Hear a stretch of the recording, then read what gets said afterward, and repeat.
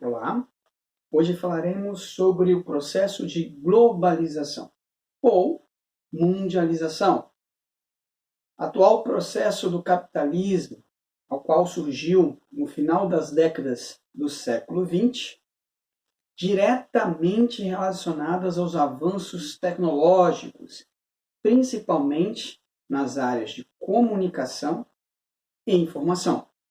Ou seja, o grande símbolo desse processo é a internet. Já começamos com essa aula. Essa aula está acontecendo na minha casa, com o meu celular, usando a minha internet. E vocês, daqui um tempo, vão acessar o YouTube, minha página no YouTube, através de um link, e vão assistir essa aula. Olha o que nós estamos falando, né? Olha o recurso que nós estamos utilizando hoje, vinculado a essas mudanças.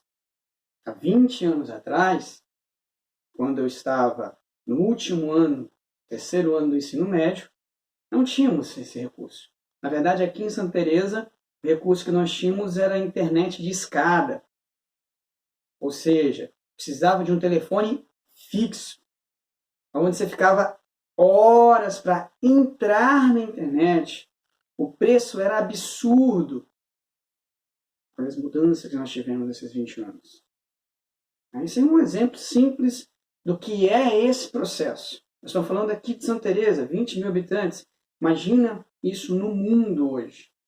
É impossível imaginar as relações comerciais, sociais, enfim, principalmente agora em época de pandemia, se não tivesse internet. Se esse processo global não tivesse acontecido. Ok? Então é disso tudo que nós iremos falar um pouquinho hoje. A globalização ou mundialização tem 4 características fundamentais.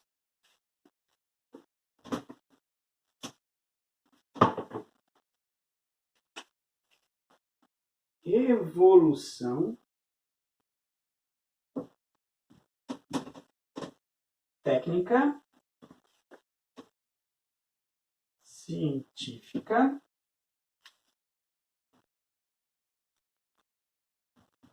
informacional.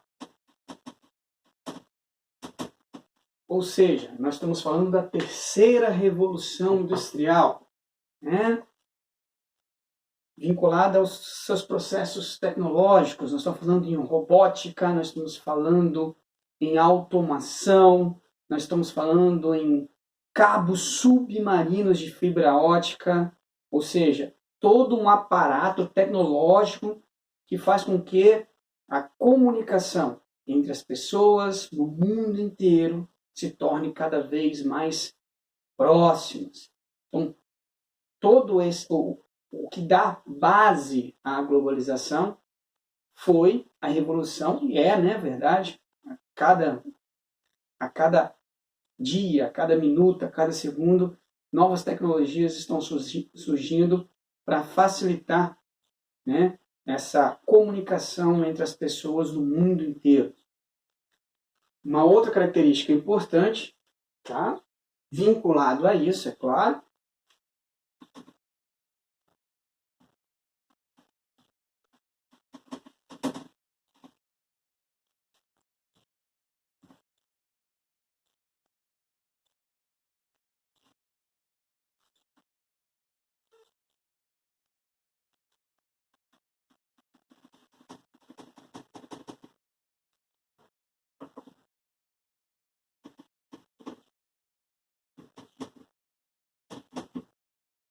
maior fluxo de pessoas, serviços, mercadorias e capitais.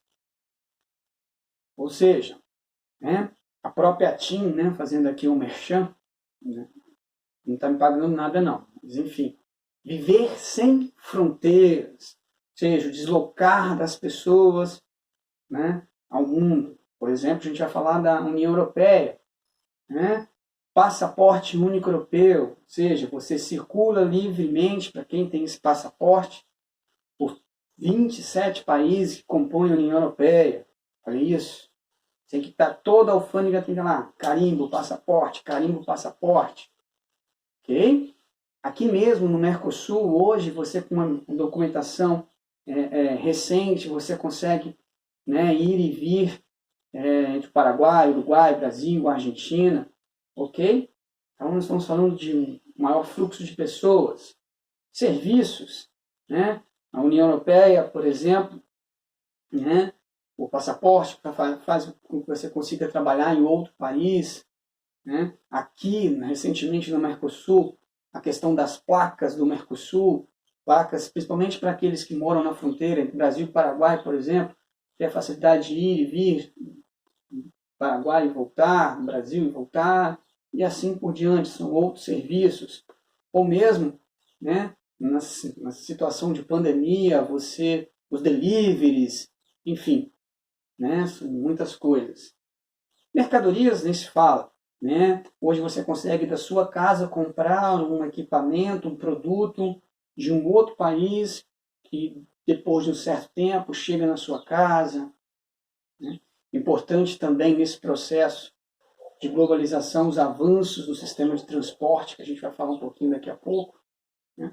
E capitais. Né? Por exemplo, PicPay, né? As bitcoins, ou seja, as moedas virtuais, ou seja, hoje você não usa mais espécie em dinheiro.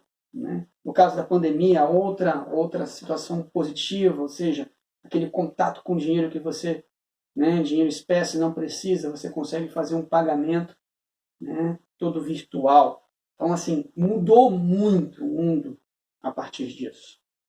Outra característica importante, né,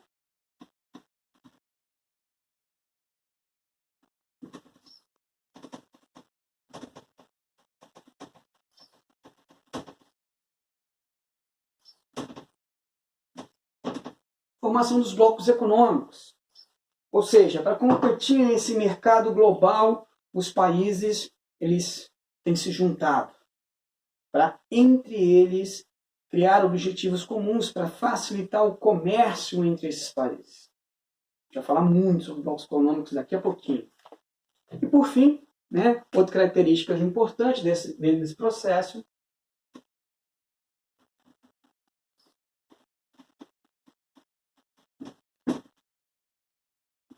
são as multinacionais. Ou seja, empresas que têm a sua sede num país e que uma série de fatores, mão de obra barata, mercado consumidor, incentivos fiscais, enfim, tá? Tem filiais em países, principalmente em países subdesenvolvidos e países emergentes, onde você consegue, né, num custo muito menor, produzir muito mais, gerando maior lucro. Então a gente vê Nike, por exemplo, Adidas, no ramo de esportivo, no ramo de roupa, de calçados. Você, em carros, Ford, Fiat, Ferrari, Kia, Toyota, Mitsubishi, enfim, vários Hyundai, né? várias empresas multinacionais. No ramo da tecnologia, Samsung, LG, Sony, né? Enfim, o mundo é global, as empresas são globais. A própria Petrobras, que é uma empresa brasileira, ela tem filiais em mais de 60 países fazendo exploração de petróleo. Ok? Isso é uma característica também muito importante, muito marcante no processo global.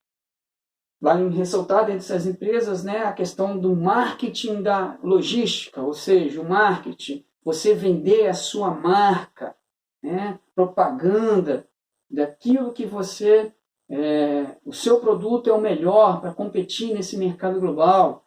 A questão da logística, ou seja, o próprio nome diz, você, né, trabalha uma série de fatores, transportes, mercadoria, fluxo, de forma que seu produto chegue no menor tempo possível, no menor custo possível, no local, o que faz com que o seu lucro final seja maior.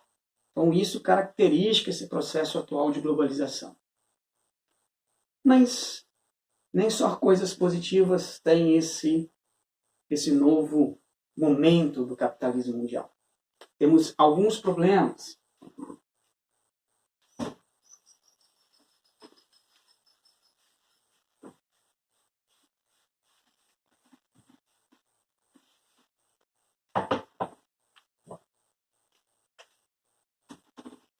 principais problemas. Primeiro a gente pode citar, né, um aumento da segregação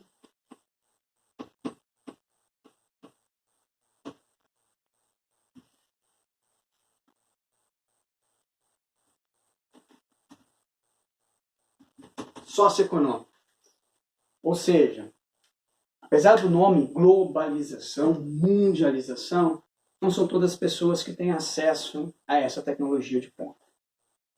O que faz com que uma pequena, por isso a palavra segregação, ou seja, extremo, né? Uma pequena parcela da população mundial tem acesso à mais alta tecnologia. Enquanto a maior parte do mundo, principalmente nos países subdesenvolvidos, essa tecnologia não chega. Ou quando chega, é obsoleta. Já tem algo muito melhor e muito mais relevante ali na frente. Ok? Outra característica negativa desse processo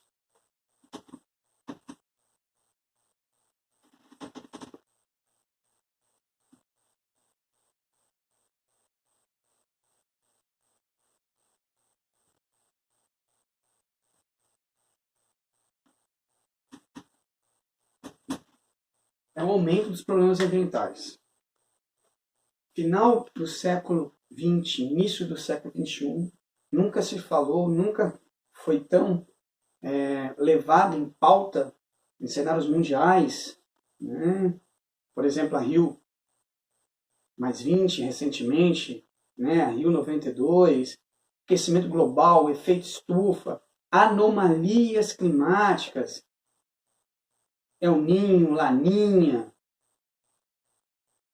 microclima urbano, uma série de situações envolvendo, né, problemas ambientais, aumentos de furacões, né? Enfim, tudo isso, altas temperaturas na Antártida, tudo isso está vinculado a esse processo global. Tudo isso se intensificou com a ação humana atual sobre o planeta Terra. Em épocas de pandemia, a gente viu também um movimento contrário. A partir do momento, por causa de uma necessidade da doença, né, o isolamento mundial, você vê peixes voltando, por exemplo, né, dos canais de Veneza, coisa que não se via há anos. Ver o nascer do sol na cidade de São Paulo, que era praticamente impossível de se visualizar por causa da inversão térmica, que é ligada ao grande número de poluentes lançados diariamente na cidade por causa do fluxo urbano e uma série de situações. Então a pandemia mostra um processo contrário, ou seja, o quanto que o ser humano intervém no planeta Terra para atender suas necessidades econômicas. Isso é muito claro. Tá? Por fim, tá? Outro problema muito relacionado ao processo global, eles vão colocar no mesmo ponto, mas estão relacionados.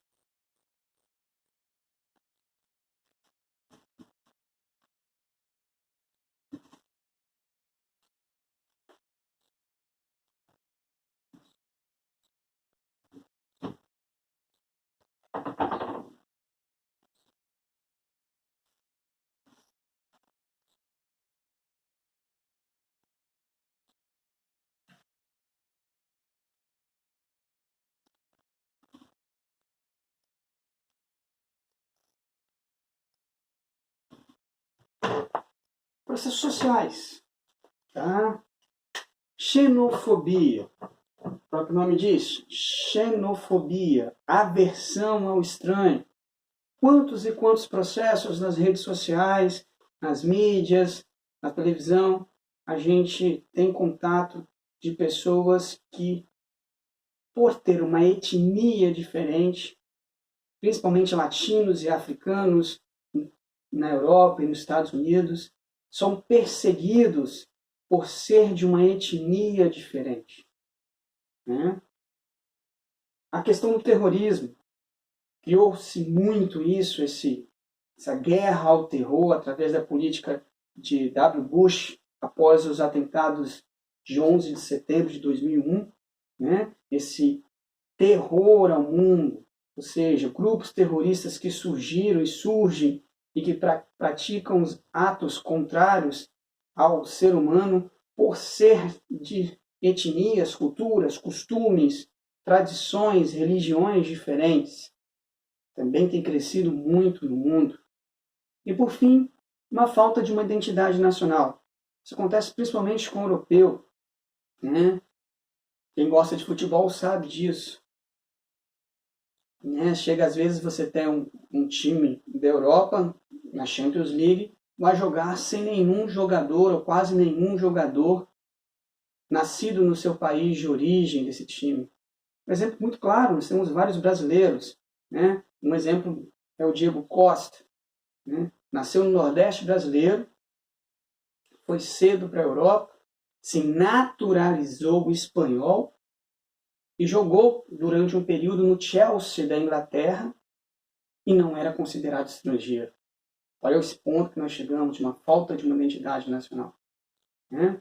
O brasileiro, nascido no Nordeste brasileiro, vai para a Europa, se naturaliza espanhol e joga num time inglês e para os padrões, né, dentro da União Europeia, do passaporte único europeu, de toda uma série de serviços que esse bloco oferece, ele não é considerado estrangeiro. Ok? E muito obrigado a todos. Valeu!